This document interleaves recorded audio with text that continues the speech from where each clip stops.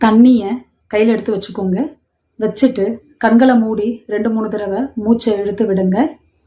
இப்படி எந்த விஷயம் தொடங்குறதுக்கு முன்னாடியும் 2-3 தடவை நம்ம மூச்சை கவனித்து நிதானமாக இழுத்து விடுறது ப்ரெசன்ட் மூமெண்ட்டுக்கு வர்றதுக்கு ஹெல்ப் பண்ணும்.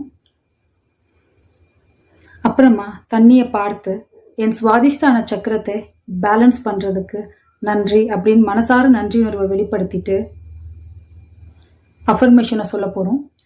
உங்களுக்கு ஏற்ற மாதிரி நீங்கள் எந்த அஃபர்மேஷன் வேணாலும் சொல்லலாம். ஆனால் இப்போ நான் சொல்ல போகிற அஃபர்மேஷன் பொதுவாக நம்மளை குணப்படுத்துறதுக்கு, நம்ம ஆற்றல் அதிகரிக்கிறதுக்கு, எல்லா விதத்துக்கும் இது நமக்கு ஹெல்ப் பண்ணக்கூடியது. ஸோ இதையே கூட நீங்கள் யூஸ் பண்ணிக்கலாம். சரிங்களா? தண்ணியை பார்த்து என்னை ஆசீர்வதிப்பதற்கு நன்றி, என்னை குணப்படுத்துவதற்கு நன்றி, என்னை உற்சாகப்படுத்துவதற்கு நன்றி, என்னை நேசிப்பதற்கு நன்றி. இப்படி குறைஞ்சது 21 தடவைகள்ல இருந்து உங்க மனசு அமைதியாகிற வரைக்கும், இல்லை உங்க மனசு போதும்னு சொல்ற வரைக்கும் சொல்லுங்க.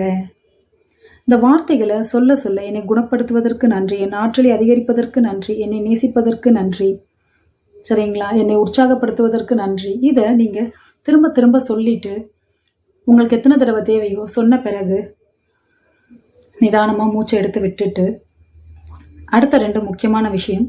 சுவாதிஷ்டான சக்கரத்துக்குன்னு ஒரு பீஜ மந்திரம் இருக்குங்க. சீட் சவுண்ட் சொல்லுவாங்க, வம் அப்படின்ட்டு.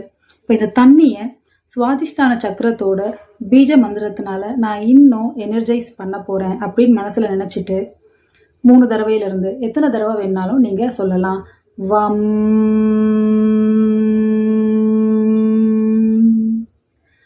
வம்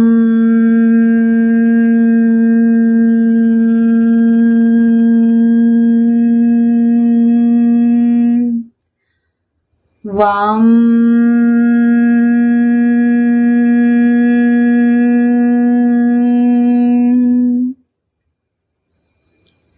இந்த மாதிரி உங்களுக்கு 3 தடவை குறைஞ்சதுல இருந்து எத்தனை தடவை வேணும்னாலும் சொல்லுங்க.